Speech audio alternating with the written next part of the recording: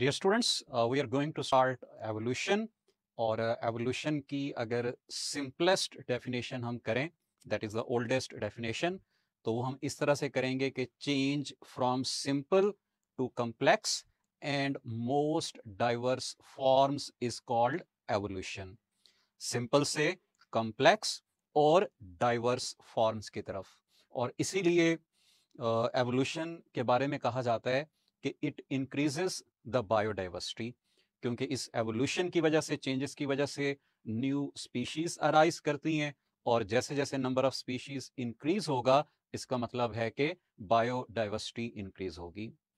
Evolution को first time define किया था अरिस्टोटल ने, जबकि एवोल्यूशन पर जो फर्स्ट कॉम्प्रिहेंसिव थ्योरी प्रेजेंट की थी, that was presented bye Lamarck. और उस थ्योरी को हम कहते हैं theory of acquired inheritance of acquired characters या लामार्किज्म। लेकिन उस थ्योरी के अंदर कुछ ड्रॉबैक्स थे, और इसीलिए नेक्स्ट जो थ्योरी प्रेजेंट की गई, जिसको हम अभी फॉलो भी करते हैं, that is theory of natural selection, and this was presented by Darwin. इसलिए इसको डार्विनिज्म का नाम भी दिया जाता है।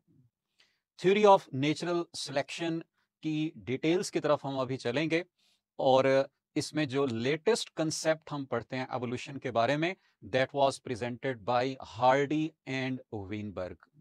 तो इसीलिए अगर हम एवोल्यूशन की लेटेस्ट डेफिनेशन करें, तो वो इस तरह से होगी कि change in allele frequency in a population over a period of time is called as evolution।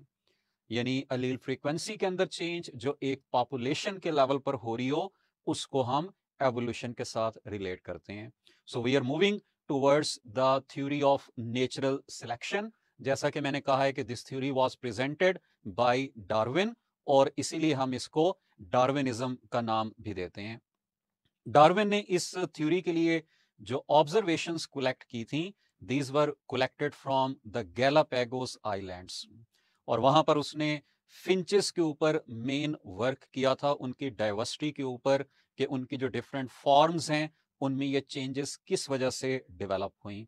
और इन तमाम ऑब्जर्वेशंस को, थ्योरी को उसने प्रेजेंट किया अपने ऐसे के अंदर, बुक के अंदर, that was named as origin of species. तो इसलिए आप याद रखिएगा कि ये जो थ्योरी है, this theory is actually related with the origin of new species. और ये न्यू स्पीशीज कैसे अराइज करती हैं? By the process of evolution. ये एवोल्यूशन किस तरह से होती है? By natural selection. इस थ्योरी ऑफ नेचुरल सिलेक्शन के दो बेसिक पॉइंट्स हैं जो जिनके ऊपर हम फोकस करेंगे। One is descent with modification. अब आपने ये दो टर्म्स पढ़ी होंगी, एक टर्म एंसेस्टर्स की होती है, दूसरी टर्म डिसेंडेंट्स की होती है। तो एंसेस्टर से डिसेंडेंट्स की तरफ मूव करना, ये डिसेंट कहलाएगा। और इस पॉइंट के मुताबिक जब एंसेस्टर से डिसेंडेंट्स की तरफ हम चलते हैं, जनरेशन आफ्टर जनरेशन, तो डिफरेंट मॉडिफिकेशंस होती हैं, डिफरेंट चेंजेस होती हैं। इसके लिए ये टर्म हम यूज करते हैं, डिसेंट विद मॉडिफिकेशन। इसी पॉइंट के अंदर जो डार्विन है, उसने ये कहा था कि दिस चेंज और evolution is just like a tree, कि जैसे ट्री के अंदर ब्रांचेस अराइज करती हैं और वो डाइवर्सिफाई करती हैं, लेकिन उन तमाम ब्रांचेस का जो ओरिजिन है वो एक कॉमन स्टेम से होता है।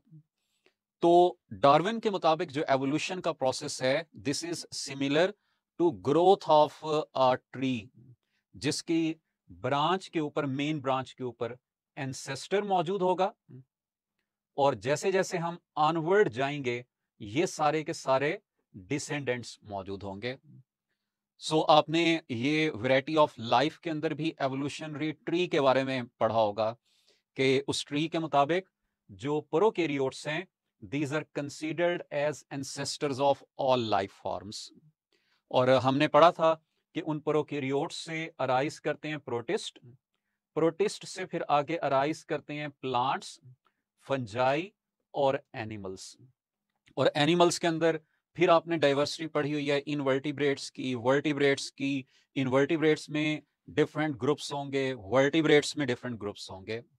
सो डार्विन के मुताबिक दिस इज एवोल्यूशनरी ट्री, जिसकी स्टेम के ऊपर एंसेस्टर होगा और ये जो आगे हैं ये डिसेंडेंट्स को रिप्रेजेंट करेंगी।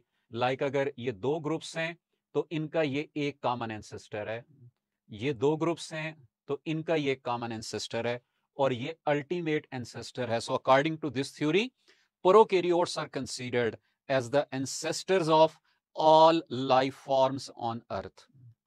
दूसरा ये पॉइंट याद रखिएगा इसी से रिलेटेड, अकॉर्डिंग टू डार्विन, उसने इस एवोल्यूशन को लैडर के साथ भी रिलेट किया था, यानी सीढ़ी के साथ।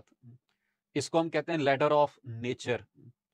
और डार्विन के मुताबिक, क्योंकि अगला क्वेश्चन ये होगा कि ये ऑर्गेनिजम्स अपने आप को मॉडिफाई क्यों करते हैं, तो उस मॉडिफिकेशन की रीजन की तरफ मैं जा रहा हूं कि every organism tries to climb up the ladder of nature, यानी जो इस लैडर की टॉप के ऊपर होगा that will be the best organism, जिसके सर्वाइवल के चांसेस ज्यादा होंगे। और हर ऑर्गेनिज्म की कोशिश है कि वो एक दूसरे से आगे बढ़े सर्वाइवल के लिए, तो इसीलिए वो अपने आप को मॉडिफाई करते रहते हैं, अपने आप को चेंजेस करते रहते हैं ताकि वो एक स्टेप से अगले दूसरे स्टेप पे जाएं, दूसरे से तीसरे स्टेप के ऊपर, तीसरे से चौथे स्टेप के ऊपर। और ये कैसे जाएंगे? By modifications. अब लामार्क और डार्विन की थ्योरी के अंदर जो मेन डिफरेंस था वो इन्हीं मॉडिफिकेशंस से रिलेटेड था। यानी लामार्क की थ्योरी के मुताबिक ये जो चेंजेस होती हैं, this changes occur in the somatic structures, और बाद में साइंटिस्ट ने ये कहा कि ये जो सोमैटिक चेंजेस हैं ये इनहेरिट नहीं हो सकती। इसलिए डार्विन का फोकस ये था कि एवोल्यूशन के अंदर सिर्फ वो वेरिएशंस इन्वॉल्व होती हैं विच आर हेरिटेबल, यानी अगर कोई चेंज जेनेटिक लेवल पर हो रही है तो वो इनहेरिट हो सकती है और वही एवोल्यूशन की बेस बनेगी। जो दूसरा पॉइंट है उसको हम कहते हैं नेचुरल सिलेक्शन एंड एडेप्टेशंस। ये एक्चुअली इस थ्योरी के मैकेनिज्म को एक्सप्लेन करता है, यानी इसके अंदर हम ये देखेंगे कि ये एवोल्यूशन का process according to natural selection ये होता कैसे है। इसके ये चंद एक स्टेप्स हैं जो तरतीब से हम पढ़ेंगे उसी सीक्वेंस में अकॉर्डिंग टू डार्विन ये चलते भी हैं। तो फर्स्ट स्टेप ये है that is called as over production, यानी किसी भी एक पॉपुलेशन के अंदर इंडिविजुअल्स का नंबर इंक्रीज होता है as compare to available resources, यानी फूड या शेल्टर ये रिसोर्सेस कम हैं लेकिन इंडिविजुअल्स की तादाद बढ़ गई। क्यों बढ़ी? ओवर प्रोडक्शन की वजह से उनकी रिप्रोडक्टिव कैपेसिटीज एक्सीड कर गई। जब ये ओवर प्रोडक्शन होती है तो तब इनके दरमियान कंपटीशन स्टार्ट हो जाता है against the resources. Resources limited हैं, नंबर ज्यादा है, no they will compete each other to get the resources. और इस कंपटीशन को हम कहेंगे कि this is actually struggle for existence, क्योंकि अगर वो फूड लेंगे तो सरवाइव करेंगे, अदरवाइज सरवाइव नहीं कर सकेंगे। ये सेकंड स्टेप है। अब इसी कंपटीशन के दौरान वो अपने आप को मॉडिफाई करते हैं, और जैसा कि हमने देखा है कि मॉडिफिकेशंस का यहां पर मतलब क्या होगा, जेनेटिक लेवल पर वो जेनेटिकली अपने आप को मॉडिफाई करेंगे, वो अपने अंदर डिफरेंट ट्रेट्स को मॉडिफाई करेंगे जीन्स की वजह से, और ultimately these modifications will produce variations, varieties बन जाएंगी। इसीलिए ये याद रखिएगा कि ये जो एवोल्यूशन का प्रोसेस है it is a gradual process that takes a lot of time and it involves remodelling, के ऑर्गेनिजम्स अपने आप को रीमॉडल कर रहे होते हैं। तो अब ये मॉडिफिकेशन जो जनरेशन आफ्टर जनरेशन होती गई ये लीड करती हैं वेराइटीज की तरफ, के अब पहले एक ऑर्गेनिज्म था अब उसकी दो वेराइटीज बन गई। जैसे हम जिराफ की एग्जांपल के अंदर देखते हैं कि like they were eating grass, they are herbivores, और ग्रास एक टाइम पे कम हो गया, they started using leaves of the trees. अब लीव्स को अचीव करने के लिए, हासिल करने के लिए उनको नेक को स्ट्रेच करना पड़ा। डार्विन के मुताबिक जब ये प्रोसेस चला तो it led to two different varieties of the giraffe, one with short neck जो एंसेस्टर्स थे, और डिसेंडेंट्स के अंदर लॉन्ग नेक डेवलप हो गई, ये मॉडिफिकेशन हुई। अब इन शॉर्ट नेक और लॉन्ग नेक में से कौन सर्वाइवल के लिए फिट हैं? अल्टीमेटली लॉन्ग नेक के, which can easily use leaves of the trees, जिनके पास फूड अवेलेबल है, और अल्टीमेटली क्योंकि उनके पास फूड अवेलेबल है, वो फूड को यूज करेंगे, वो रिप्रोड्यूस करेंगे और उनसे मजीद लॉन्ग नेक के जिराफ बनते जाएंगे। जबकि उसके अपोजिट शॉर्ट नेक को फूड ना मिलने की वजह से या कम मिलने की वजह से उनकी रिप्रोडक्टिव कैपेसिटीज मिनिमाइज होती जाएंगी, उनके इंडिविजुअल्स की तादाद कम होती जाएगी until they will become extinct। और इसी तरह से अकॉर्डिंग टू डार्विन एक स्टेज ऐसी आई कि शॉर्ट नेक के एक्सटिंक्ट हो गए और सिर्फ लॉन्ग नेक के जिराफ बच गए। सो इस वक्त जो हम जिराफ देखते हैं that is of long neck, और उनके चेंजेस के बाद वो सरवाइव कर गए, और इसी पॉइंट को हम कहते हैं survival of the fittest.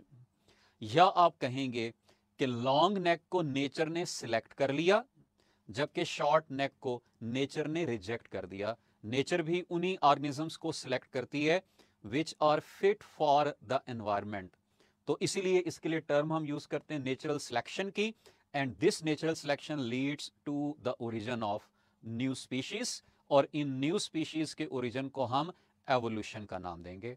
So that was all about the theory of natural selection that was presented by the Darwin। अब इसके बाद मजीद डिफरेंट साइंटिस्ट ने इस थ्योरी के ऊपर काम किया, और जब डार्विन ने थ्योरी प्रेजेंट की थी तब मेंडल्स ने जीन्स पर वर्क नहीं किया था, लेकिन बाद में चल के जब मेंडल्स के एक्सपेरिमेंट्स हुए जेनेटिक्स पे, और उससे नेक्स्ट पॉपुलेशन जेनेटिक्स ने इवॉल्व किया, यानी वो जेनेटिक्स जिसको हम पॉपुलेशन के लेवल पर स्टडी करते हैं, तो तब इन दोनों थ्योरीज को, यानी डार्विन की थ्योरी और मेंडल्स के लॉज को रिकॉन्साइल किया गया और एक न्यू थ्योरी प्रेजेंट की गई जिसको हम कहते हैं नियो डार्विनिज्म या theory of modern synthesis. So neo Darwinism और theory of modern synthesis actually involves evolution, and we explain this evolution with reference to population genetics। या दूसरे वर्ड्स में आप कहेंगे कि this is the result of reconciliation of Darwinism and Mendelism. Darwin ने जो अपनी थ्योरी प्रेजेंट की थी उसमें उसने दो एविडेंसेस स्पोर्ट में कोट की थी in the favour of evolution. One evidence was related to palaeontology from the fossils which he collected from the Galapagos Islands, और सेकंड एविडेंस जो उसने प्रेजेंट की थी that was related to biogeography, geographical distribution of organisms, जिसमें उसने finches की geographical distribution को elaborate किया था। उसके बाद जब थ्योरी ऑफ मॉडर्न सिंथेसिस ने इवॉल्व किया तो मजीद एविडेंसेस इसमें ऐड हुई, और उन मजीद एविडेंसेस में कौन कौन सी थी? One is of comparative anatomy, जिनमें हम एनाटॉमिकल स्ट्रक्चर्स को कंपेयर करते हैं और सिमिलैरिटीज को फाइंड करते हैं and relate these organisms to a common ancestor. इसी तरह से कंपैरेटिव एम्ब्रियोलॉजी को एज एविडेंस प्रेजेंट किया गया, और सिमिलरली मॉलिक्यूलर बायोलॉजी को प्रेजेंट किया गया as the evidence. So this was all about the theory of natural selection और Darwinism, theory of modern synthesis और नियो डार्विनिज्म।